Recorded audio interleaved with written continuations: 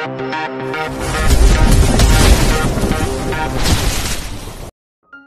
172-174. Om Presdir terpikat gadis miskin.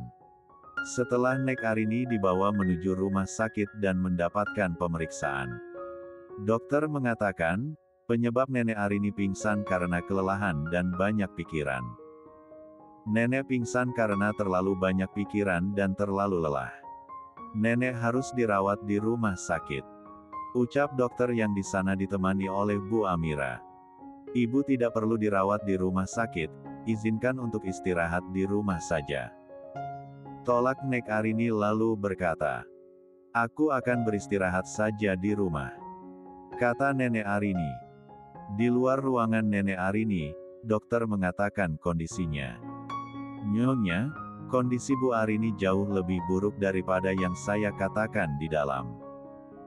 Nenek terlihat tertekan bukan hanya stres tetapi juga karena kurang tidur, ucap dokter. Nutrisinya tidak tercukupi dengan benar, hal itu tidak boleh dipandang remeh melihat usia nenek sekarang ini. Lanjutnya, aku mengerti apa yang harus dilakukan, tapi ibu tidak bisa mengontrol emosinya karena Arya datang membawa masalah. Bu Amira, ibu mungkin sudah menyembunyikan kesedihannya, tapi rasa sakitnya terlihat sangat jelas, timpal Bu Alma kemudian. Setelah menjelaskan dokter pergi, ibu pun tidak ingin dirawat. Dia meminta dokter untuk mengizinkannya istirahat di rumah saja. Tapi dokter tidak menjawab karena ia tahu kondisinya bagaimana. Ibu tidak mungkin nekat, ucap Bu Amira. Lalu, apa keputusan kakak? Tanya Bu Alma. Ibu tidak akan pulang. Dia akan dirawat di sini sampai membaik. Kita tidak ingin mengambil risiko. Ucapnya hal itu pun disetujui oleh Bu Alma. Dari sana pun Bu Alma memutuskan untuk pulang lebih dulu. Sehingga di rumah sakit hanya ada Dini dan Bu Amira yang menemaninya. Sesampai di rumah, keluarganya pun informasi dengan merasa cemas. Keadaan ibu kurang membaik, kata Bu Alma sesampainya di sana. Pak Barma dan para menantunya merasa sedih. Mereka masih menyalahkan perkataan Arya yang membuat alasan Nenek Arini jatuh sakit. Dia sudah sangat mempermalukanku. Sontak Pak Barma yang mulai menasehatinya lagi. Kau harus menyadari apa yang kau lakukan hari ini, jika sesuatu terjadi pada nenekmu maka kami tidak akan memaafkanmu, ujar Pak Barma pada Arya. Arya hanya diam termenung. Di rumah sakit, Nenek Arini tak kuat hati menahan rasa sakitnya. Semua berawal dari Arya yang mengikuti Dini untuk pergi ke Singapura. Jika saja ia tidak ikut, mungkin kondisinya akan baik kala Dini yang datang. Tanpa basa-basi melihat Nek Arini yang melamun, Dini dan Bu Amira langsung masuk ke dalam ruangan. Aku tahu apa yang sudah mengganggu pikiranmu Nenek. Kau pasti marah kepadaku karena aku mengatakan pembelaan pada Tuan dan Nona Valeri, ucap Dini. Apa yang kau lakukan saat itu benar, karena kau orang yang jujur dan senantiasa mengatakan kebenaran. Tuhan akan segera menghilangkan apa yang menghantui dirimu. Aku sudah bersumpah untuk membahagiakanmu, ucap Nek Arini. Sesudah kau bercerai dengan Arya nanti, kau akan melupakan semua rasa sakitmu, katanya. Dini melakukan sesuatu untuk membuat pikiran Nek Arini tenang. Ia tahu jika neneknya mengatakan hal itu dalam keadaan marah. Saat ini aku tidak bisa bercerai dengannya, kata Dini membuat Nek Arini menatap intens. Berapa lagi rasa sakit yang ingin kau alami? Apa rasa sakitmu itu tidak cukup menggerogoti tubuhmu? Sedikit tinggi nada suaranya. Nenek jangan marah. Jika nenek marah, cicit nenek akan ketakutan saat digendong nanti. Sambil senyumnya. Aku tidak akan mengakui anak wanita itu. Kau tadi melihat sendiri bagaimana dia berbicara dengan nenek. Ingatnya menganggap Dini membicarakan Valeri. Aku bukan membicarakan Nona Valeri, Nek. Tekannya menyangkal. Apa ibu sungguh tidak mengerti maksud dari perkataan Dini? Dia sedang memberi clue pada ibu. Ujar Bu Amira. Aku sudah tua, otakku tak bisa berpikir sebagaimana mestinya. Ujar Nek Arini. Tapi bukan berarti ibu akan melupakan cicitmu. Bicara Bu Amira senang. Nek Arini menatap Dini sangat lekat untuk mencari jawaban. Dini meraih tangan Nek Arini dan meletakkan tangannya di perut Dini. Di sana Nek Arini merasakan ada yang berdetak dalam perut Dini. La langsung menatap Dini tak percaya. Seolah bertanya meminta jawaban. Dini dengan senyum manisnya mengangguk. Di sana gejolak rasa senang menggelora dalam tubuhnya yang meremang. Ia masih mencerna kebahagiaan yang tak sejalan dengan raga dan jiwanya. Benar yang dimaksud itu, Amira? Tanya Nek Arini pada Bu Amira untuk semakin meyakinkan. Iya, Ibu. Ibu akan mendapatkan seorang cicit. Dini sedang hamil saat ini. Ucapnya Nek Arini kembali menatap Dini dengan intens. Mata mereka berdua bertemu dengan berkaca-kaca. Akhirnya, ibu senang sekali. Serang Nek langsung memeluk Dini setelah percaya jika Dini hamil. Betapa senangnya seorang Nek Arini saat ini yang tak terbendung, walaupun dia sebagai wanita hamil dulu pernah sudah melahirkan seorang anak, mendapatkan cucu, bahkan saat ini akan mendapatkan cicit. Sekilas ia mencium perut Dini itu. Berapa bulan usia kehamilannya? Kau pasti sudah tahu lebih dulu tentang hal ini dari lama. Nek Arini yang kesal dengan Bu Amira tidak memberitahukan kehamilan Dini dari sejak awal, sekitar 15 minggu. Jawab Bu Amira. Itu tandanya sudah akan menginjak 4 bulan. Selama itu kau menyembunyikan kehamilan Dini dariku.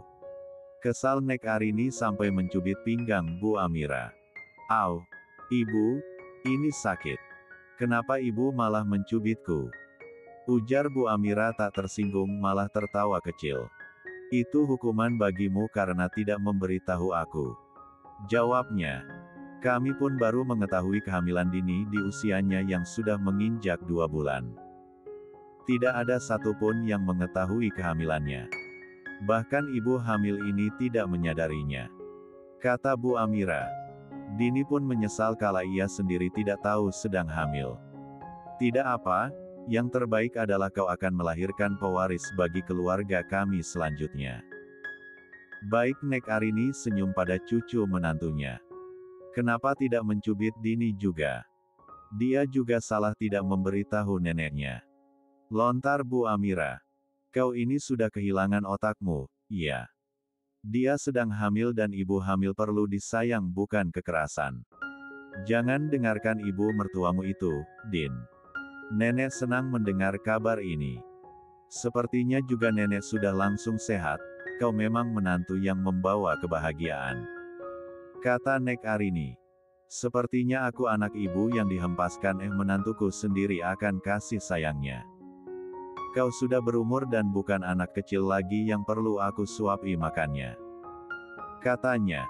Dini dibuat geleng-geleng kepala melihat nenek dan ibu mertuanya berdebat. Apa semua orang tahu tentang kehamilan ini? Tanya Nek Arini. Tidak. Belum ada yang mengetahui kehamilan Dini lebih dari kami. Jawab Bu Amira. Begitupun dengan Arya. Tanyanya. Iya. Suaminya sendiri bahkan sama sekali tidak mengetahui kehamilan istrinya. Karena kami sengaja dan sepakat untuk tidak memberitahu agar tidak terjadi sesuatu yang dapat membahayakan mereka berdua. Jawab Bu Amira. Ibu setuju keputusan ini, kalian sudah mengambil langkah yang benar. Setelah Arya tahu jika Dini sedang hamil bisa saja dia bertindak jahat untuk melukai anaknya sendiri. Duga Bu Amira. Dugaan kalian semua salah. Kalian tidak tahu bagaimana sebenarnya Tuan sudah mengetahui kehamilanku. Kalian belum memahami kepribadian Tuan saja sehingga menganggapnya orang yang jahat. Andai aku bisa mengatakan sesuatu pada kalian jika sebenarnya Tuan sangat memperlakukan bayinya dengan baik.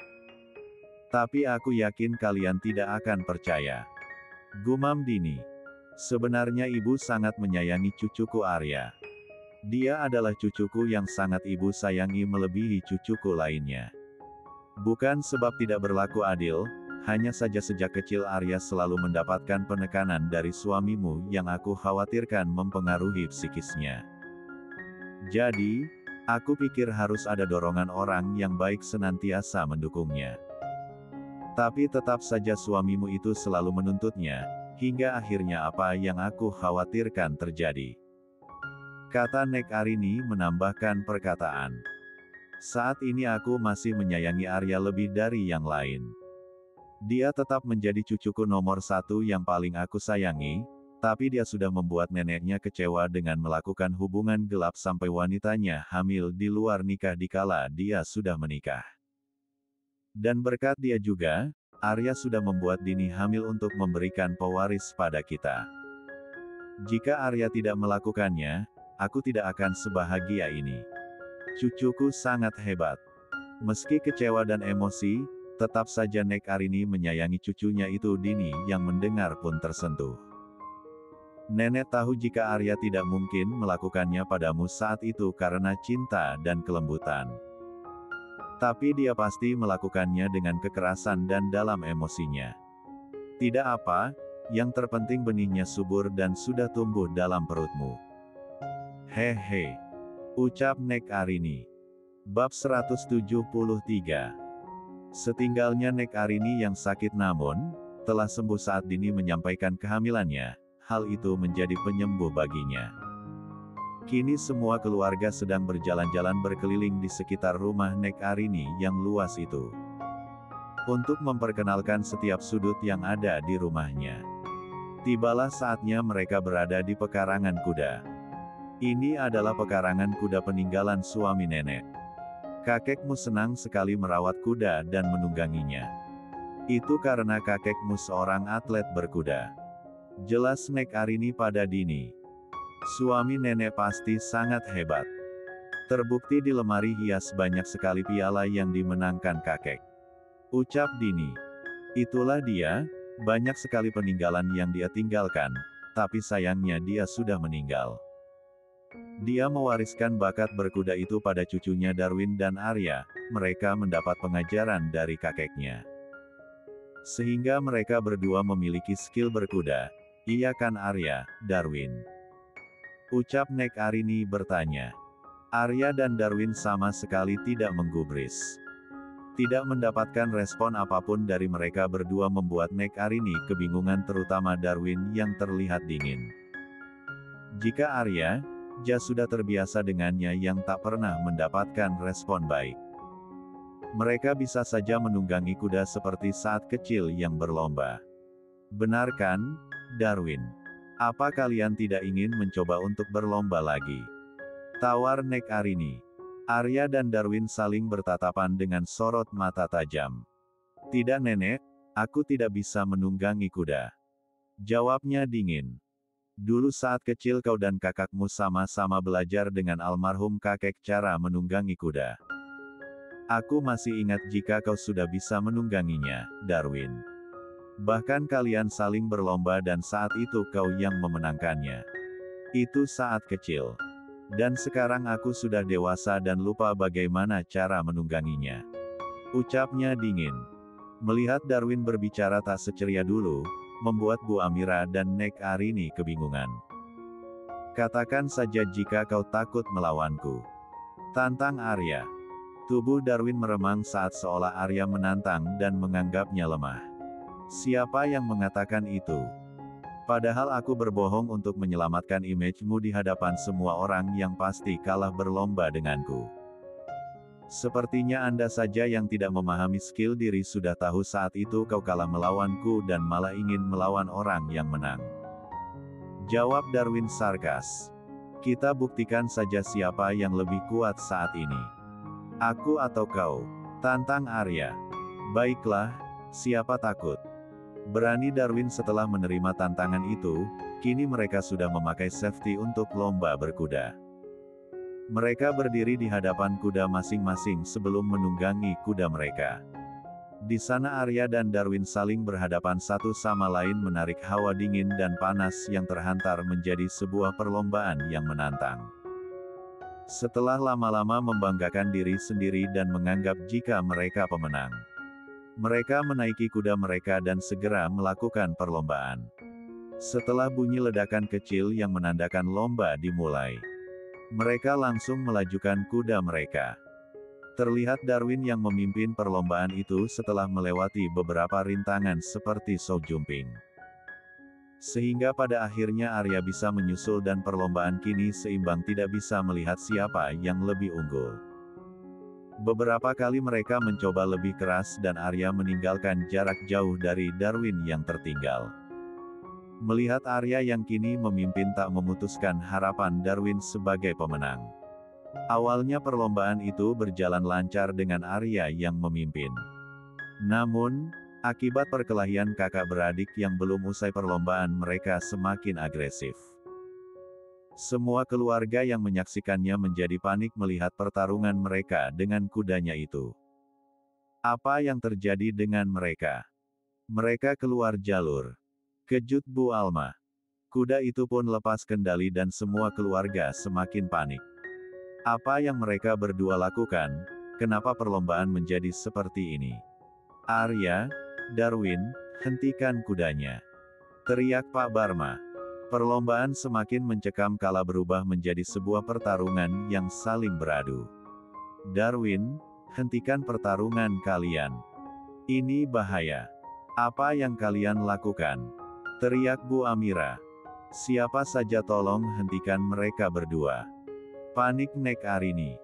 Bertubi-tubi hantaman kuda Darwin lesatkan pada Arya. Sementara pemandu yang bekerja di sana sekuat tenaga menghentikan amarah Arya dan Darwin yang sudah memuncak. Jika kau tidak mencintainya, jangan dinikahi. Jika kau tidak bisa membuatnya bahagia, jangan menyakitinya. Hardik Darwin membahas Dini. Apa urusannya denganmu? Kau sendiri sama halnya seperti pria bajingan yang menculik istri orang lain.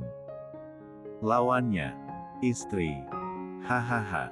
Apa aku tidak salah dengar kau menganggapnya sebagai istri? Suami mana yang memperlakukan kasar istrinya? Hah. Emosi mereka semakin memuncak. Tidak ada lagi yang bisa menghentikan mereka. Pada akhirnya kuda mereka mengamuk. Wueher. Suara kuda meringkik mengangkat tubuhnya ke atas. Membuat Arya dan Darwin terpelanting dan jatuh. Arregegehah. Tuan, Arya, Darwin. Mereka pun berlari menghampiri. Terlihat mereka meringis sangat kesakitan di kakinya. Sebagai Dini bukannya menghampiri Arya yang merupakan suaminya dan pantas untuk dikhawatirkan. Mereka termasuk Dini malah sibuk menghampiri Darwin. Sedangkan Arya, hanya dipedulikan oleh Bu Clara dan Valeri. Arya, kau tidak apa-apa. Jangan tinggalkan aku dan anakmu. Kami masih membutuhkanmu. Sangat sakit ia masih memegang kakinya yang terlihat robek. Melihat semua keluarga terutama Dini mengkhawatirkan Darwin, hati Arya bergejolak menahan amarah dan kecemburuan. Tuan Darwin. Kau baik-baik saja. Terlihat Dini sangat mengkhawatirkannya. Arregehah. Darwin meringis kesakitan di salah satu kaki lutut bawah. Semua keluarga tak ada yang peduli dengan Arya. Mereka sibuk mengkhawatirkan Darwin yang membuat Arya sakit hati. Apa sebenarnya yang kau lakukan? Bukannya berlomba, kalian malah bertarung menyakiti kuda dan diri kalian sendiri. Jika sudah seperti ini, siapa yang rugi? Apakah nenek yang rugi melihat kalian seperti ini? Bentak Nek Arini. Bawa mereka berdua masuk. Setelahnya kau panggilkan Dokter Alma. Titahnya.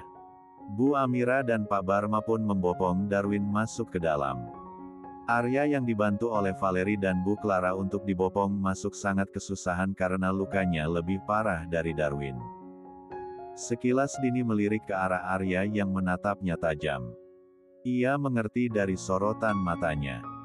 Tuan, kau baik-baik saja. Beralih Dini menghampirinya. Jangan pedulikan aku. Aku bisa sendiri.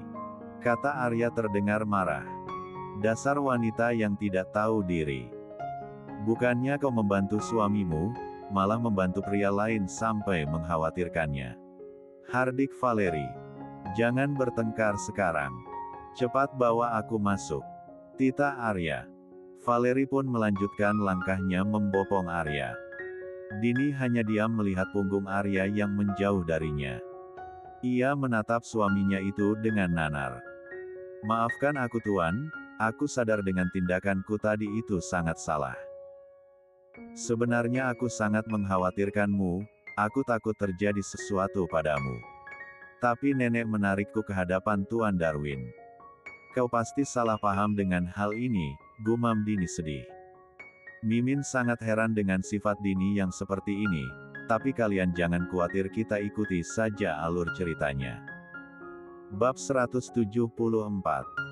Setelah beberapa hari keluarga Pratama berada di Singapura untuk menjenguk Nek Arini yang sakit. Mereka memutuskan untuk kembali ke Indonesia hari ini setelah kondisi Arya dan Darwin sempat terjatuh dari kuda itu sembuh. Kalian yakin akan kembali sekarang? Tanya Nek Arini. Iya, Ibu. Bukan kami tidak ingin berlama-lama di sini, tapi sepertinya kami memang harus segera pulang. Jawab Bu Amira. Kalian silakan pulang saja. Tapi biarkan Dini tinggal di sini bersamaku. Bagaimana bisa? Ibu tidak mungkin mengambil menantuku begitu saja. Tolak. Bu Amira. Memangnya kenapa? Dulu aku meminta Dini yang datang ke sini, tapi kalian semua malah mengikutinya sampai sini. Tidak, Dini akan pulang bersamaku. Ucap Bu Amira. Iya, Nenek, maafkan aku tapi aku harus pulang. Jawab Dini. Hah, baiklah, aku ikhlaskan kalian jika ingin pulang sekarang. Terima kasih, Nenek. Jaga diri Nenek baik-baik untuk bayiku. Setelah dia lahir, dia ingin melihat nenek buyutnya. Bisik Dini sebelum berpamitan. Mereka pun berpamitan dan segera pergi menuju bandara pribadi. Nek Arini sangat sedih keluarga dari Indonesia terutama Dini harus kembali pulang setelah menyimpan kenangan yang membahagiakan.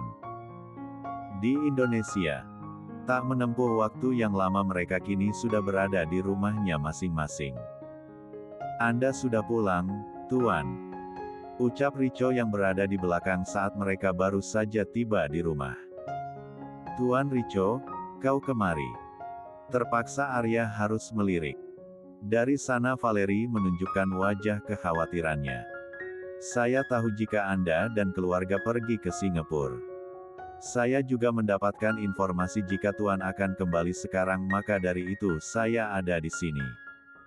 Apa keperluanmu? Tanya Arya. Ini perihal proyek kemarin.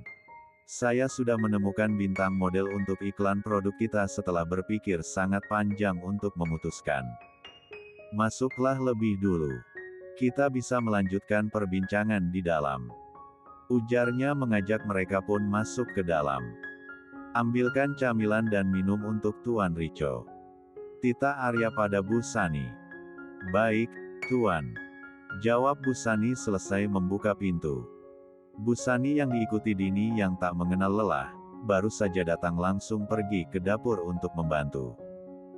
Siapa model yang kau putuskan? Tanya Arya.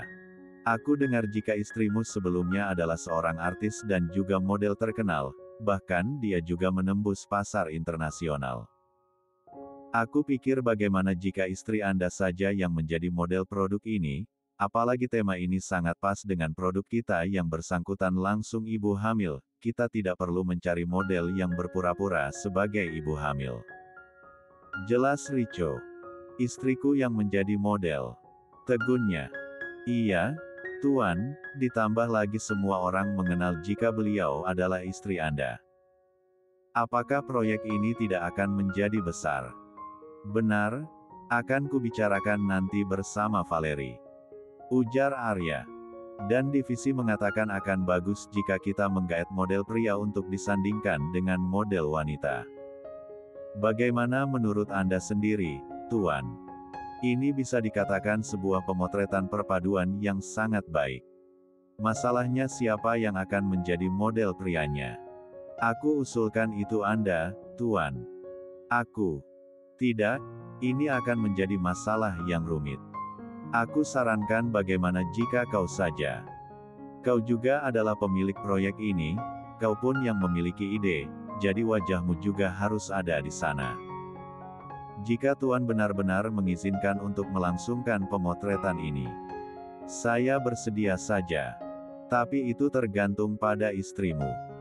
Aku percaya pada kalian berdua. Kalian pasti akan membuat proyek ini lebih besar nantinya. Untuk masalah Valerie, aku yakin dia akan setuju, apalagi dia akan senang menjalani pemotretan ini setelah vakum dalam jarak yang lama. Jelas Arya. Apa? Aku menjadi model proyek iklan pria itu. Kejut Valerie setelah Arya membicarakan langsung perbincangannya tadi bersama Richo. Iya, kau pasti senang akan menjalani pemotretan kembali, kan? Ucap Arya. Bisa-bisanya kau berpikir seperti itu padaku. Apa kau tidak berpikir sama sekali bahwa aku sebenarnya tidak menyukai pemotretan ini? Marah Valerie. Jadi, kau menolak keputusan ini. Tapi kenapa? Aku pikir kau akan senang karena kau akan menjadi model bahkan di proyek yang kujalani. Kata Arya. Tidak, aku tidak setuju dengan keputusan ini. Aku tidak ingin menjadi model dalam iklan produkmu, karena apa? Karena kau sudah menyandingkan aku dengan model pria yang tak lain Tuan Richo itu. Apa di dunia ini tidak ada pria lain selain Tuan Richo? Kenapa harus dia, kenapa tidak kau saja? Kau tega membiarkan istrimu yang sedang hamil bersama dengan pria lain. Ketus Valerie. Valerie, bukan seperti itu maksudku. Dari awal aku tahu kau tidak menyukai Tuan Richo, entah apa alasanmu sampai tidak menyukainya, tapi satu hal yang pasti dalam bekerja kau tidak boleh membawa masalah pribadimu dalam pekerjaan. Kau bersikeras ingin aku dan dia menjalani pemotretan ini. Tanya Valerie. Itu terserah padamu. Kata Arya. Berapa tarif yang kau berikan untuk mengontrak diriku? Tantang Valerie. Kau meminta bayaran. Aku harap kau mengerti jika di dunia ini tidak ada yang gratis.